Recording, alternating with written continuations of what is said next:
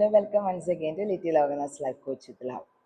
അപ്പോൾ Liam O'Flaherty എന്ന് പറയുന്ന ഇംഗ്ലീഷ് എഴുത്തുകാരുടെ ഒരു പ്രശസ്തമായ ഷോർട്ട് സ്റ്റോറി ഉണ്ട്, ഹിസ് ഫസ്റ്റ് ഫ്ലൈറ്റ്. അത് നമ്മുടെ കോൺഫിഡൻസ് ബൂസ്റ്റ് ചെയ്യാനും സെൽഫ് എസ്റ്റീം നിലനിർത്താനും ഒക്കെ വളരെയേറെ പ്രയോജനപ്പെടുന്ന ഒരു ഷോർട്ട് സ്റ്റോറിയാണ്. അതിലൊരു seagull he's trying to fly. അതിൻ്റെ പാരൻസും സിബ്ലിങ്സും ഒക്കെ പറന്ന് ഇങ്ങനെ ആകാശനീലമേൽ പറന്ന് നടക്കുകയാണ്. But that fright or that fear in him is blocking him. അപ്പോൾ നമ്മുടെ ഉള്ളിലൊക്കെ പറന്ന് ഉയരാനുള്ള ആഗ്രഹം എല്ലാവർക്കും ഉണ്ട്, പക്ഷേ പേടി എന്ന് പറയുന്ന ഒരു സംഗതിയാണ് നമ്മളെയൊക്കെ അതിൽ നിന്നും പുറകോട്ടേക്ക് വലിക്കുന്നത്. And we are thinking about others, we are thinking about what others will think of us. ഇതൊക്കെ നമ്മളെ മുന്നോട്ടേക്കുള്ള പോക്കിന് ഹിൻഡർ ചെയ്യുന്ന സംഗതികളാണ്. എസ്പെഷ്യലി മലയാളികളുടെ കാര്യം പറയും, അല്ലെ, മലയാളികൾ ജനിക്കുന്നു, മറ്റൊരാൾ എന്ത് വിചാരിക്കുന്നു എന്ന് ചിന്തിക്കുന്നു, മരിക്കുന്നു, ഇത്രയേ ഉള്ളൂ. അപ്പം നമ്മുടെ അബ്സല്യൂട്ട് ഫ്രീഡം എന്ന് പറയുന്നത് അതിൽ നിന്നൊക്കെയുള്ളൊരു മോചനമാണ്. അപ്പോൾ ഈ സീഗളിൻ്റെ കഥ പഠിപ്പിക്കുന്നത് ലിയാ മൊഹർട്ടി നമ്മളോട് പറയാണ്, അവിടെ പാരൻസ്, എസ്പെഷ്യലി മദർഹുഡിൻ്റെ ഒരു ഗ്രേറ്റ്നെസ്സിനെ കുറിച്ചാണ് പറയുന്നത്. മദർ ഇങ്ങനെ അവനെ വട്ടമിട്ട് വറക്കുകയാണ്. ഫാദറും സിബ്ലിങ്സും ഒക്കെ വേറൊരു പ്ലേറ്റോയിൽ നിന്നിങ്ങനെ ബാസ്ക് ചെയ്യാണ്, വെയിലൊക്കെ കൊണ്ട് ഇങ്ങനെ. അപ്പോൾ ഇവന് അപ്പുറത്തെ കരയിൽ ലെഡ്ജിൽ ഇങ്ങനെ നിൽക്കുകയാണ്, ഇങ്ങോട്ട് വരാൻ പറ്റാതെ. അപ്പോൾ അമ്മ എന്ത് ചെയ്യാന്നറിയാം, അമ്മ ഒരു മീൻ എടുത്തിട്ട് ഇവൻ്റെ അടുത്തേക്ക് പോവാണ്. പക്ഷെ മീന് അവനെ കൊടുക്കുന്നില്ല. He is trying his hard to get that fish and he felt so hungry because for 24 hours he didn't eat anything. അപ്പോൾ അമ്മയ്ക്ക് അതറിയാം. അപ്പോൾ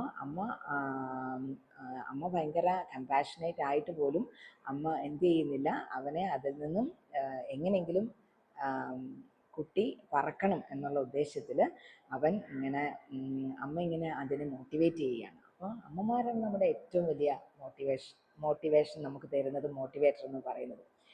Maybe sometimes they don't know how they can directly motivate you, but still അവരുടെ actions കൊണ്ട് അവരെപ്പോഴും നമ്മളെ motivate ചെയ്തുകൊണ്ടിരിക്കുക, അവരുടെ കർമ്മങ്ങൾ കൊണ്ട് അവർ നമ്മളെ മോട്ടിവേറ്റ് ചെയ്യാം. Maybe we children are having so many complaints about our parents, അവരങ്ങനെ ചെയ്യുന്നില്ല, ഇങ്ങനെ ചെയ്യുന്ന. പക്ഷേ അവരുടെ മനസ്സിലെ പ്രാർത്ഥന തന്നെ നമുക്ക് വരുന്നൊരു മോട്ടിവേഷനാണ്. അപ്പോൾ ടുവേഴ്സ് ദ എൻഡ് എന്ത് സംഭവിക്കുന്നു എന്നറിയാമോ, ഇവൻ രണ്ടും കൽപ്പിച്ച് കടലിലേക്ക് എടുത്ത് ചാടുകയാണ്. അപ്പോൾ ആ ചാടുന്ന സമയത്ത് what is filling in his mind എന്നുള്ളത് ഭയങ്കരമായിട്ട് വിശദീകരിച്ച് പറഞ്ഞിരിക്കുകയാണ് ലിയാമോ ഫ്ലഹർട്ടി. താഴെ പോയാൽ താൻ മുങ്ങി പോകും എന്നുള്ള ചിന്ത, that fear, that freight and mind, ഇതെല്ലാം നമ്മുടെ മനുഷ്യനിലും ഉള്ളതാണ്. പക്ഷേ at that time when he reach the water ലെവലിൽ കാലൊന്ന് തൊടുകയും ഒറ്റ പറക്കലായിരുന്നു, അല്ലേ? അപ്പോൾ നമുക്കങ്ങനെയാണ്, നമ്മൾ ആ ഇതിലേക്ക് ഇങ്ങനെ മുങ്ങിപ്പോയി. Once we touched our goal, പിന്നെ നമ്മൾ പിടിച്ച കിട്ടത്തില്ല, പിന്നെ നമ്മൾ പറന്നുകൊണ്ടേയിരിക്കും. അപ്പോൾ fearlessly at the end he flew away with grace and happiness. അത് കണ്ട് എന്താണ്, on seeing that the parents are becoming so happy, the siblings are becoming so happy, they are filled with extreme happiness. അപ്പോൾ അവിടെ ആ അമ്മയുടെ അല്ലെങ്കിൽ ആ പേരൻറ്റിൻ്റെ ഒക്കെ ഒരു സാക്രിഫൈസാണ് പറയുന്നത്. അപ്പോൾ ഇപ്പോഴത്തെ കുട്ടികൾക്ക് പലർക്കും മനസ്സിലാവാതെ പോകുന്ന സംഗതിയാണ്, ആ സ്നേഹത്തിൽ തന്നെ ഉണ്ട് പല കാര്യങ്ങളൊന്നും. അവർ ടെമ്പററി ആയിട്ടുള്ള ഹാപ്പിനെസ് തേടി പോവാണ്. പെർമനൻ്റ് ആയിട്ടുള്ള ഹാപ്പിനെസ്സാണ് വീട്ടിലിരിക്കുന്നത്, അതറിയാതെ ടെമ്പററി ആയിട്ട് സന്തോഷം കിട്ടുന്നില്ല. They are comparing themselves with others.